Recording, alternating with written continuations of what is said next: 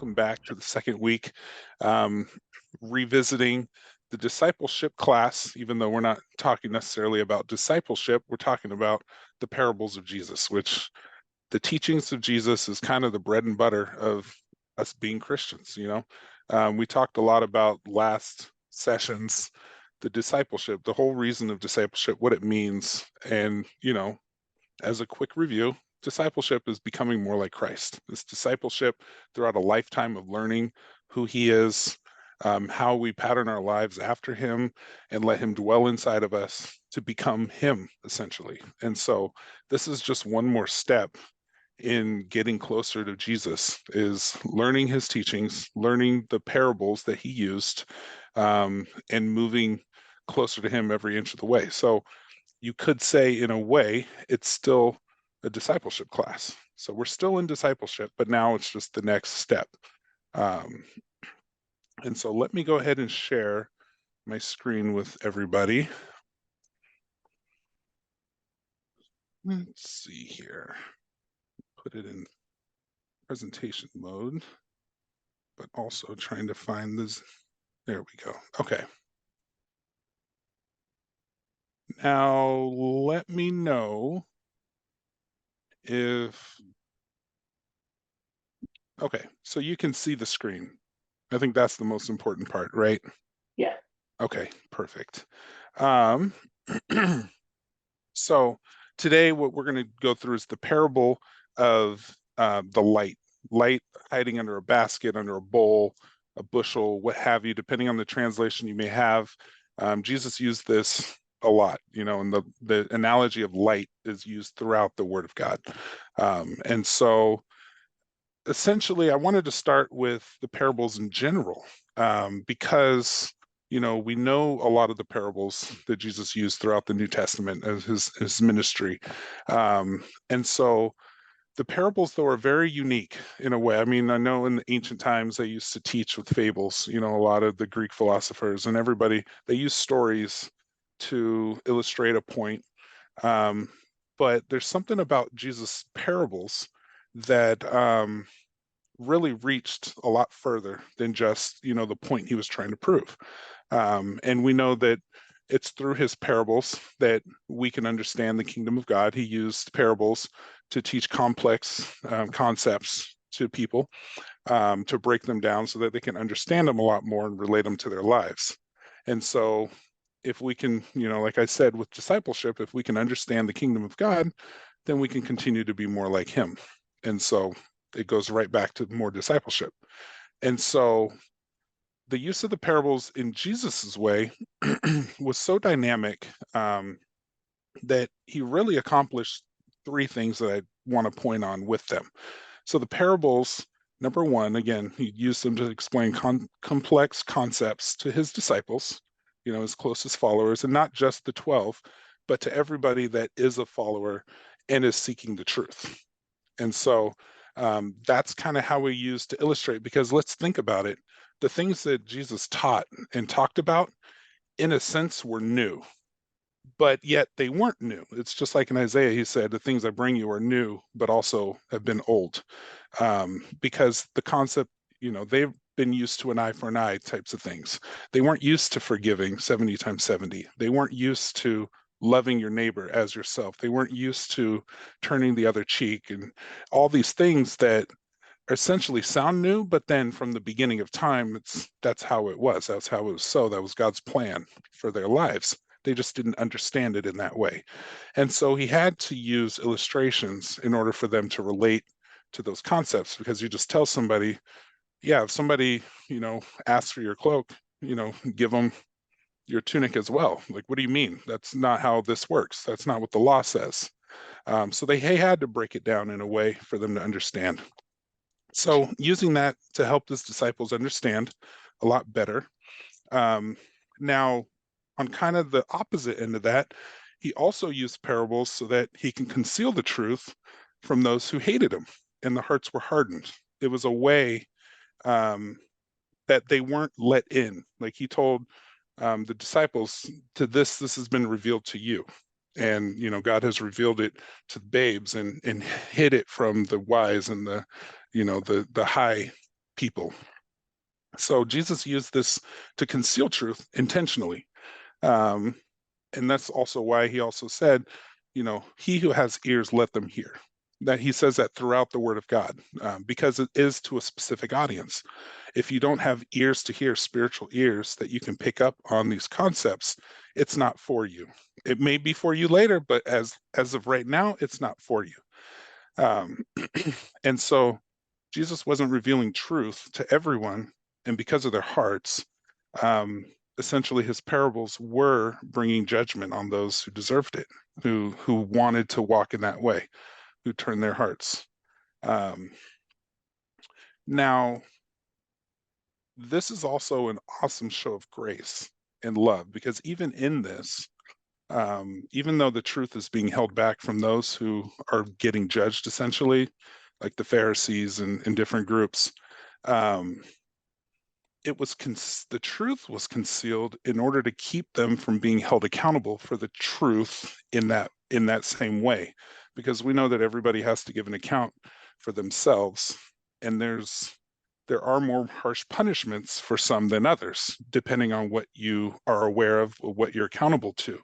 And so if he's holding the truth back, certain truths from them, they're not going to be held accountable for some of those because he didn't reveal that. So it's a way of him being more graceful, because when the judgment, it's a lighter judgment in a way, which I thought that was amazing. The way that even in punishment, punishment out of love, that God is still gracious, even to those who don't deserve.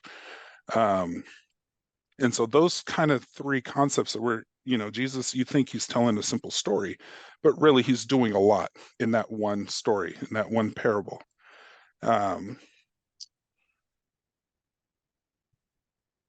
And obviously, we don't have to worry about that, because we're the ones who are called out of darkness into his marvelous light. Speaking of light, in the parables today. So, and the fact that we're all here now means that you're seeking more of him and the truth. You have the ears to hear. You're on the right side of all of that. But just a fun little tidbit there as far as reading deeper into the parables and kind of Jesus' intention with all of that. So with that being said, I guess, does anybody have any comments or questions, how that felt with you going over that little background piece?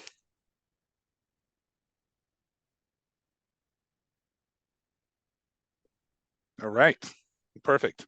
Well, we're going to jump right into it. Can I have somebody read Matthew 5:14 through 16? I can read it. You are the light of the world. A city that is set on a hill cannot be hidden, nor do they light a lamp and put it under a basket, but on a lampstand, and it gives light to all who are in the house. See, let your light so shine before men that they may see your good works and glorify your Father in heaven. Perfect. All right, thank you. And can I have somebody read Mark 4:21? I'll read it. Mark 4:21. Also, he said to them, I can't see it. Oh, is a lamp brought to be put under a basket or under a bed? Is it not to be set on a lampstand? No, but let me read it. I read it. Let me read it again. You can have a do-over. And he said to them, is a lamp brought to be put under a basket or under a bed? That's a little bit better. Yeah. Is it not to be set on a lampstand? Almost have to capture that sarcasm that Jesus does so well to call people out, and and we'll get a little bit into that too. Yeah. Just his literary style. And then can I have somebody, so two more verses, one person to read Luke 8:16.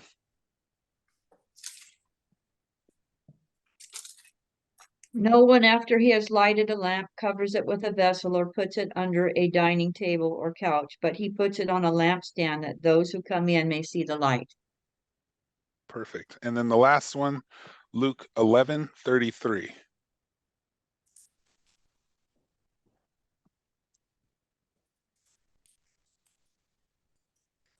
No one after lighting a lamp puts it in a cellar or crypt or under a bushel measure, but on a lampstand, that those who are coming in may see the light. Awesome. Thank you so much. So what's interesting in Luke, there are two different references to the exact same concept, which kind of I may touch on it later, but the comedy in that, where Jesus is using some of these illustrations as like a common sense, like duh, like why would you light a lamp and then put it underneath a basket? Like who does that? So but then still pointing out the foolishness and the obviousness in our lives that, yeah, we do. Guess what? You do. You do that. So why would you do that? But it's a very simple parable. It's a very short verse, and we've heard it time and time again. So kind of what I want to do today is break it down in a way of how do we understand this in a better way? How do we understand it for our lives? What is he really saying here? And how do we translate that through generations and not just, maybe understanding it from their end, but also how does it relate to us now? And so what I first wanted to talk about is, and me in my classes, we are full discussion. You guys are all well versed in the word, and you guys are seasoned, and so we're just here to talk and to enjoy each other and to kind of meditate in a different way. So I kind of wanted to break it down. There's essentially three components that Jesus talks about in there. He talks about light. He talks about a bushel or some kind of container that holds it and conceals it. And then he talked about a lampstand. It's kind of the components. Yes, he talked about a city on the hill, but it's somewhat the same thing. Somebody that's promoted, that's big and shown in a high place, you can't hide them because everything is pointing at them.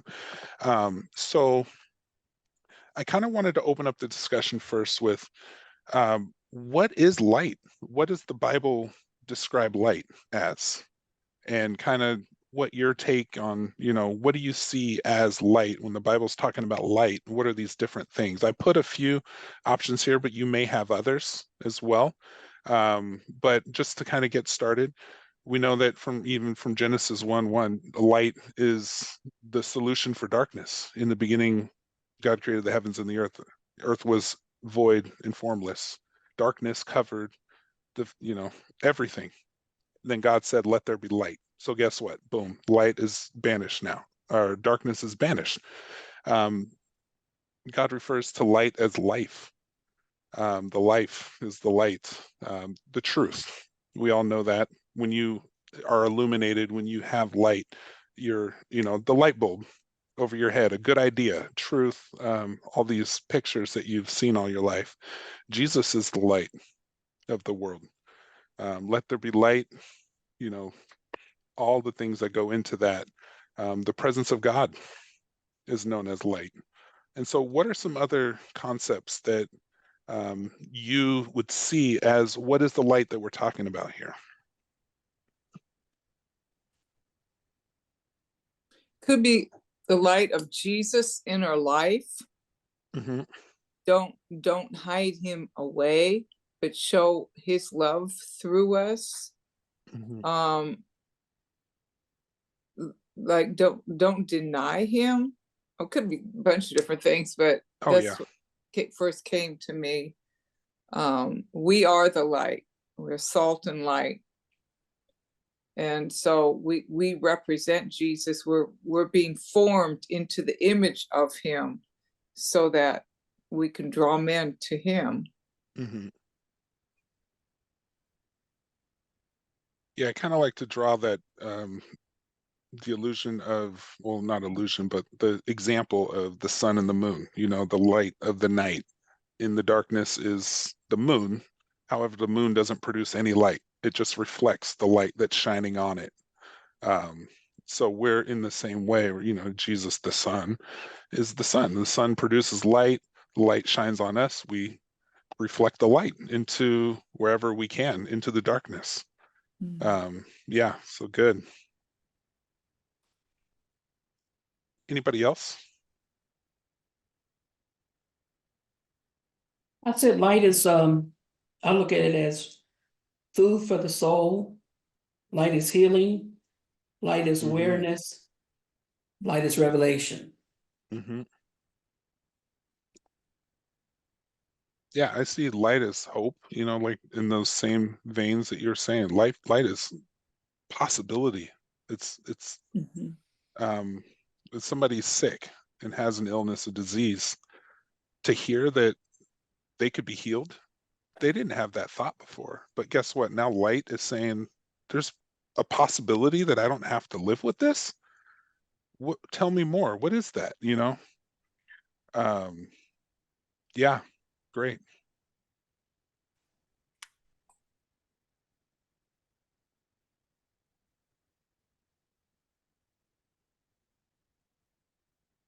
So are we, also, are we just talking about light? Or are we also doing bushel and lampstand, or is that coming up?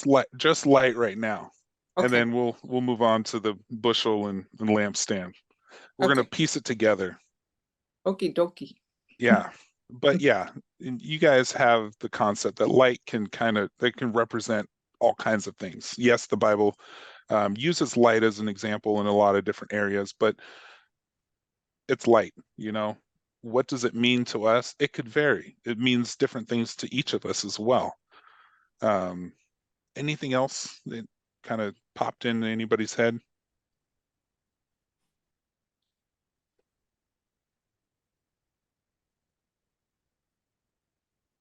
Okay, and I wanted to go over some of these characteristics of light as well. Some of these things that may resonate, you know, naturally and spiritually, which that's why we love the Word of God, because it just has so many dimensions. It's practical, it's deep, it's connected, it's revealing. Um, so we started with it dispels darkness. It's the perfect cure to darkness. If there's darkness somewhere, guess what? You put light on, the darkness is gone. It's comfort. Light makes people at ease. You know, if you're walking into a dark room, you don't know where things are, you don't know the boundaries and the confines. Light will illuminate. It makes you more comfortable. That's why people turn on a light sometimes, so they could see. Brandon. Yeah. Sorry, did anybody say, did you faith? Is that one? Yeah. Or belief, Yeah. believing something's real. Illuminate your path Maybe, with faith. yeah, understanding or Mm-hmm. faith that goes beyond understanding. Yeah, absolutely. Yeah, the evidence of things hoped for is the light that you see, that you walk in front of you, because there's going to be ground when you take a step. Perfect. Um, light itself can't be seen, but it reveals everything in its presence. It can't be held or grasped. It's not tangible. You can't capture light in this sense. I mean, a light bulb but you're producing light. It fills all space that's available, but it won't invade a space that's close to it. That's pretty powerful, because there's a picture later on that I just love, but it's like even the most solid surface can block out all light. But if there's just even a little crack, light will penetrate through it and almost split it open. And light can be everywhere at once. It continues to go. Light is never consumed or exhausted by anything in its presence. And this is light in itself, not like a fire. You know, there are different forms that can produce light, and those forms may be extinguished, but light in itself, no, it can't. Light is illumination, enabling us to find our way. Light is communication, written by words and symbols. Light is color, revealing incredible beauty all around us. And fun fact, when you use light, all the different light waves, when they come together, create white light. Like, you know, you combine all colors, all color of light, it creates white. But then if you use paints and you paint with all the colors, it turns into black. So that's just a whole thing in itself. It's a whole another class. Light is warmth, giving comfort. We talked about comfort. Light can produce energy, and solar power, and photogenesis with plants and whatnot. And light is speed, a measurement of speed of time, light miles or light years, excuse me. How long does it take for light to travel? It's instant. And it's essential for growth and healing. Doctors will say, get outside, go for a walk, get some sun, get in the light. Don't sit in a cave. The only thing that grows in the dark is mold. I know you guys have probably heard that. And so light is healing, light is renewing, regenerating. And the further that we move from the source of the light, the more it fades. And so even just a great example here, so you guys know I like to do a lot of handyman stuff. I like to paint and build and all kinds of things. And one thing that really jumped out at me is when I'm painting, which I hate to paint. My dad was a painter, and keep it between us, but I know how to paint. I just don't want everybody to know I can paint. But he taught me a lot of things about painting and mudding and taping and, doing wall work. And you need light. You use light to show the imperfections, because if you're mudding a wall and you're sanding, you can think even with light in the room, you think everything looks great. Everything feels smooth. Everything, you feel satisfied with the work. And even with painting, it could look like a full paint job. But then if you take a flashlight or a spotlight and you put it right on that area, you'll see so many little specks of white coming through that okay, I need a second coat here. Or in the mud, you see little dimples and you see little imperfections and granules all over the place where you're like, okay, I got to go over this again. I got to sand that down some more. The light will produce the shadows along the wall that show you exactly what needs to be done. So that type of illumination and even, so we didn't say this, but light is a critic. Like the Bible says, the wicked hate light. They run from the light because they love the darkness, because it doesn't show those flaws and those imperfections. They want to stay that way. But when light is shown on us, it shows us who we are, and it shows us where we can go.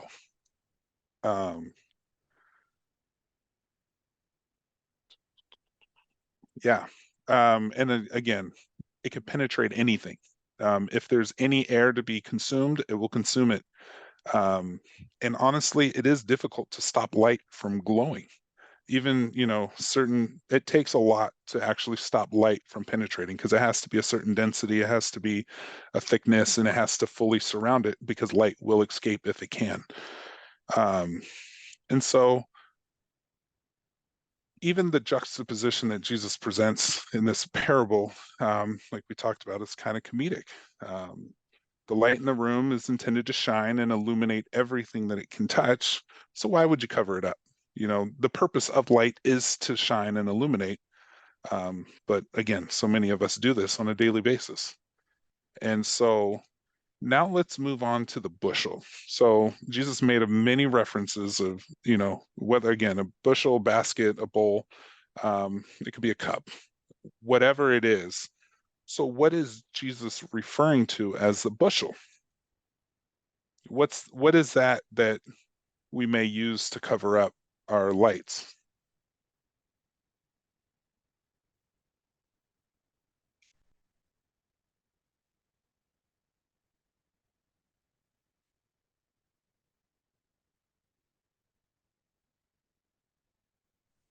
I'll say something.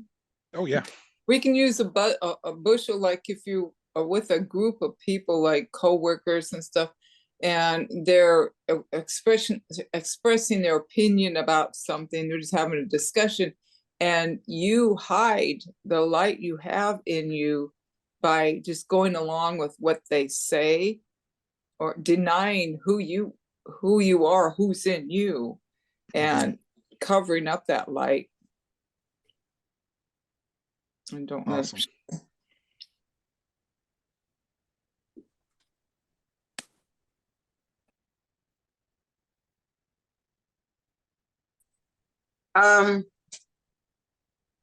I was gonna say something like that, that Kareem just said. it's just like with me running my business, and if I don't let my clients come in, if I don't if I cover up and not let my light shine, they may think of me. I mean, I don't know if I'm saying this right, but you should always let your light shine, no matter what, where you're at, if you're in a group of people or just with one person. But I, being in business with, daycare business, I have to let my light shine. I can't let my guard down. You know,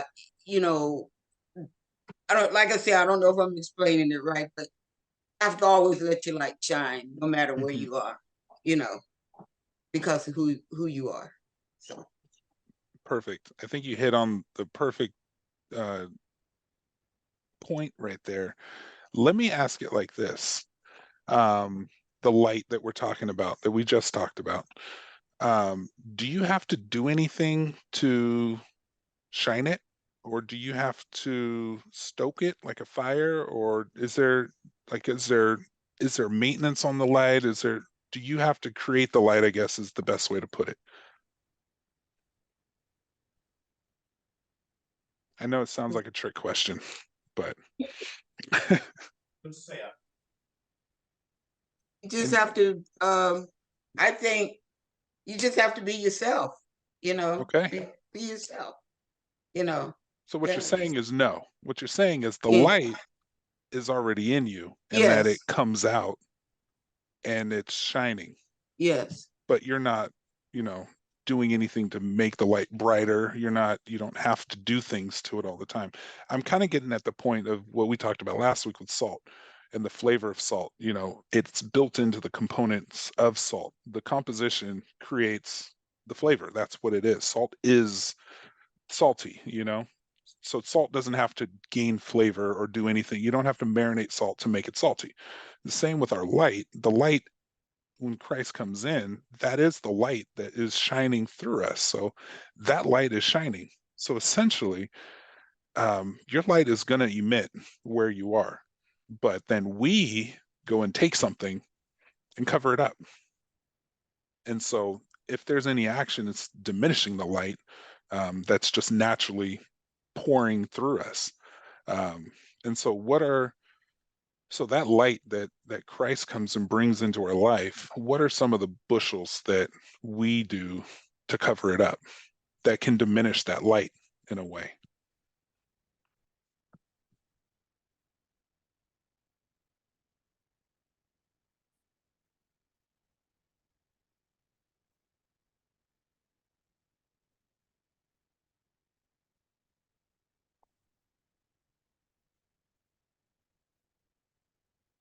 I would say, not praying, not reading the word, not studying, all of those things can, Mhm, find yourself slipping, mhm. not being where you need to be. So there are things that you really do need to do, Sure. to keep I To say the lamp maintain, burning, yeah. the fire burning in you. Yeah. One thing that I just thought of too is religion can be a bowl.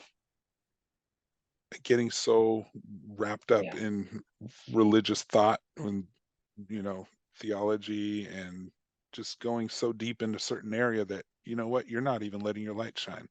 We're over analyzing everything. Like if you're um, talking to somebody and you know what, just share the gospel.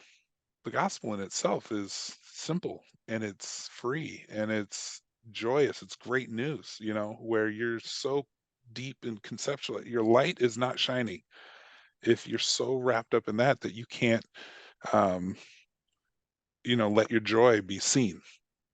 Where, like the ideal situation, we talk about all the time, where somebody notices something different about you. They notice that. How do you stay so calm in such crazy situations? How do you have so much joy? How are you excited to come to work on a Monday? That person just cut you off. How come you're not running them down the road, you know. The light is shining all the time, but then we do things and kind of cover it up and essentially not let those attributes be seen. And we talked a lot, a little bit last week with the salt of the earth, that flavor, the saltiness that Jesus is saying the world needs, essentially are the fruit of the Spirit. And in the same way with light, the light is the fruit of the Spirit. All these things that we're glowing with, you know, oh, Jesus changed my life. I'm glowing. I'm a new creation. Well, glowing how? All these things, that's the light that is being shown. And so we have a tendency to cover that up sometimes. Why? I don't know. And that's where the comedy of Jesus displaying that comes. Like, why would you have a light shining that all these things that people need, it illuminates the room, it gives the comfort, it gives that peace that, you know, and then you cover it up? Why? Why would you do that? Because it doesn't make sense to people, but yet we do. Any other bushel representations that we might have, or any concepts for a bushel? Ways that we hinder ourselves from letting our lights shine? I would say maybe shame and embarrassment, maybe. Ooh, Maybe that's a being good one. ashamed of your past, or instead of looking at it as a testimony, like you don't want to talk about it because you're still ashamed. I don't know. Mhm. Special. Yeah. Where your scars are really a story to show where God has brought you from, but instead you just want to hide them because you don't want to talk about them. But guess that, you know, that could be somebody's pathway to their redemption and their healing.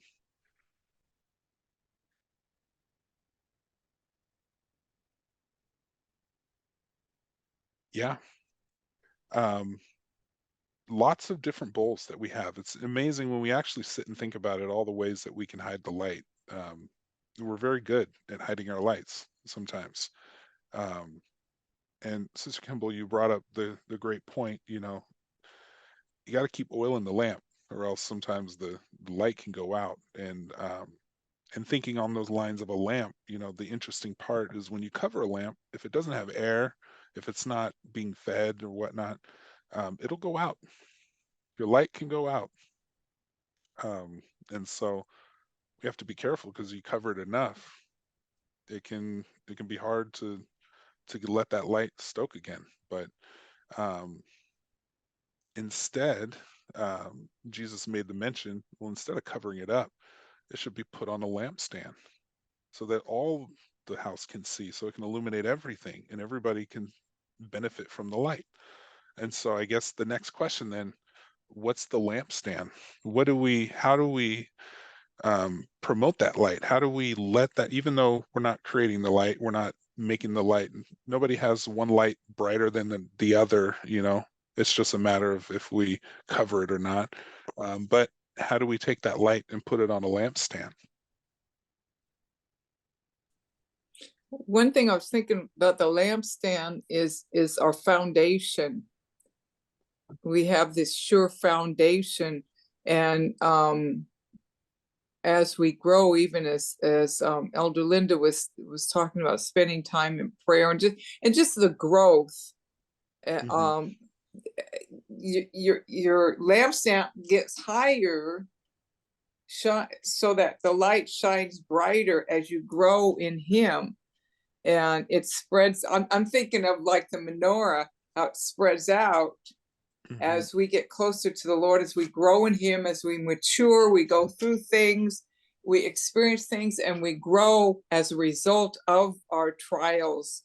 And we become more and more Christ-like, and the light shines even brighter as it's going, as our lampstand is getting bigger. Yeah. And maybe setting other people on fire and lighting those, and all these little torches create that much more light all around us. That's good.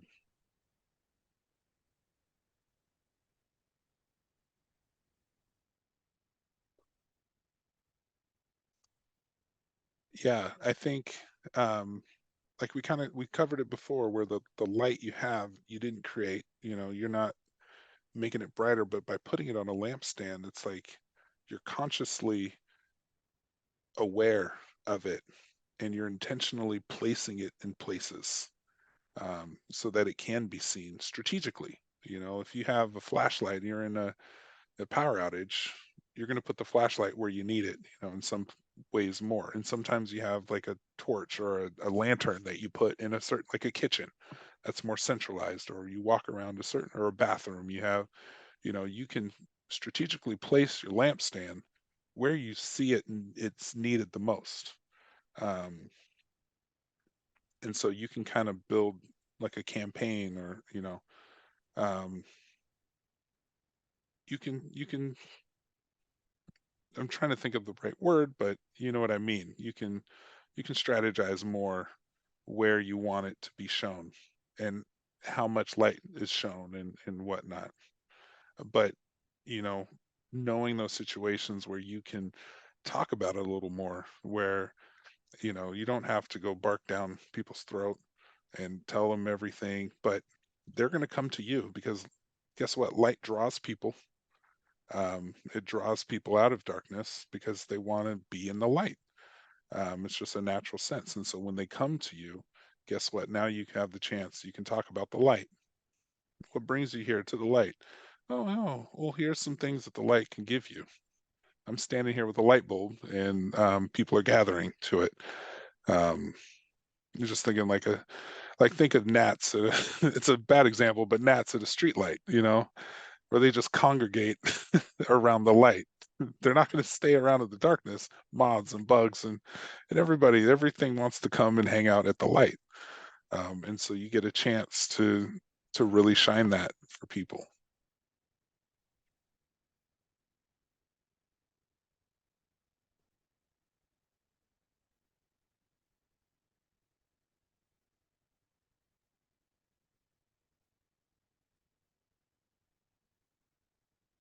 And that kind of just goes into the last concept, but like this is the picture I was telling you about. Just no matter how thick the wall, if there's any kind of crack, and I love images like that, where you go outside and you see a rock, and all of a sudden the sun shifts, and then you just see this bright light pierce through. It's like, oh, I didn't even know there was a crack there, but you just see this light illuminate through. Um, it's so powerful. But we've already kind of been talking about this, but so this parable that Jesus used to illustrate, and again, put ourselves in their shoes. They lived by lamps. They lived by these types of light. They didn't have flashlights back then. They didn't have electricity running power through, a light switch. So their light was precious. Their whole home wasn't lit up every time, unless they lit lanterns and carried things and knew how to place them. So Jesus is talking to that crowd, um, not us who have, PSC or Seattle City Light or Tacoma Power bills. Um, and so light was much more precious to them, just like salt was. And so, what does this mean for us today? How do we take that and kind of strategize to go forward with our light that we use to shine in our world? And some may say, arguably, that this world is darker than the dark ages.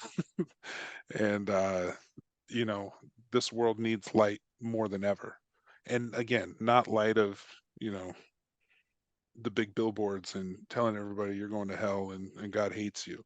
No, the light of just the simple being yourself, like Sister Diane said, because you are a new creation. You are fashioned after Christ in his image, and he's made you like him.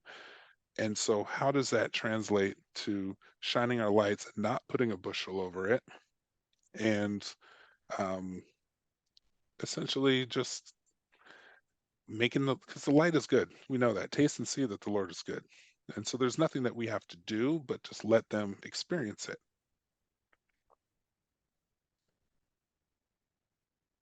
It was a long explanation around a simple question.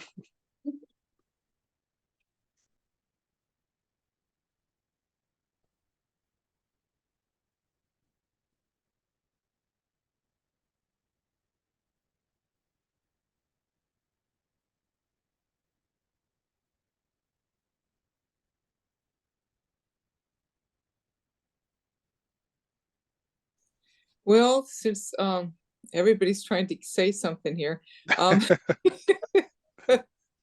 I don't like long periods of silence when nobody's saying anything. So, and I'm trying to hold back to give other people opportunity to Trying to share. cover your light.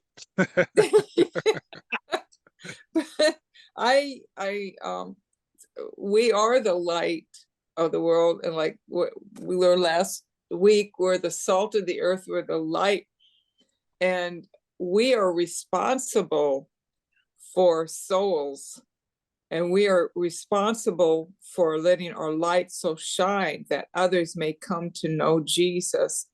And it's not, it's really not always easy because our flesh gets in the way, and things may happen, and then our old man rises up, and you know, I have to confess, there are times when I was working when I didn't have a smile on my face, when I was pressured, and things were coming against me, and I was under a tight deadline, and I was getting phone calls from irate clients and stuff. I wasn't a happy camper, and maybe my light didn't so shine then, but I know I was constantly put in that position to work on that and to allow the Lord to work that out of me. And he causes, I'm maybe getting off a little bit, but he causes every situation in our life, if we yield to the work of the Lord, he'll cause he'll continue to work in us, his glory, his light in us, so that, and then he'll give us an opportunity to let that light shine. And even if it's just walking down the street, or you could be really tired, you don't feel well, and you're going to the grocery store and you're pushing a cart around, but you see somebody and you smile at them. You don't really feel like smiling. You might be tired. You maybe don't feel well, but you smile, and it does help you feel better. But your light is shining towards that person, and they could see something in you that they needed. And that's just one little tiny little bit of an example.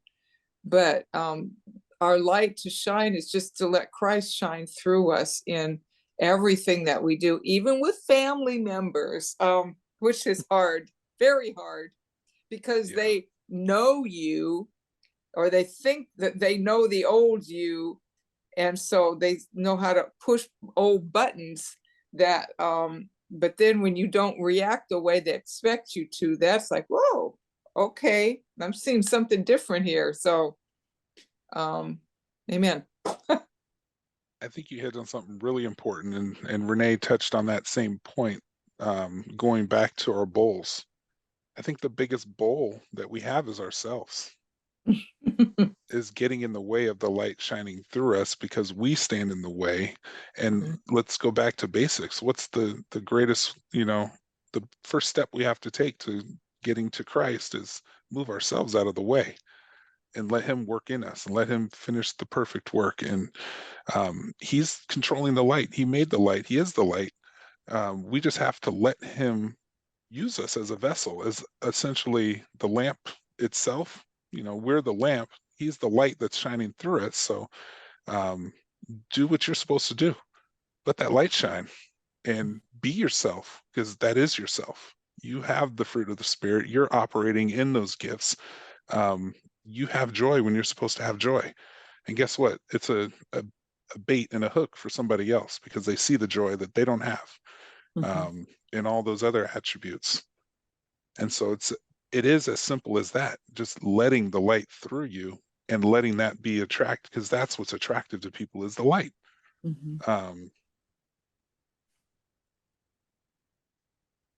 Yeah. It's a very simple parable, but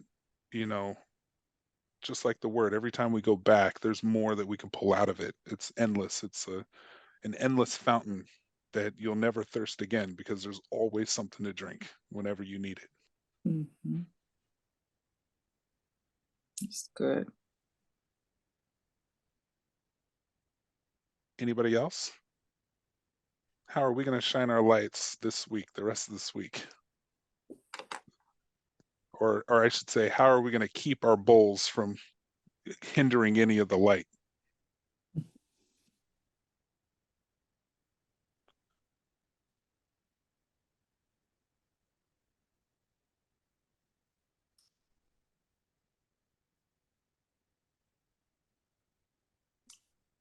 Just take what Sister Crean said and smile more. So,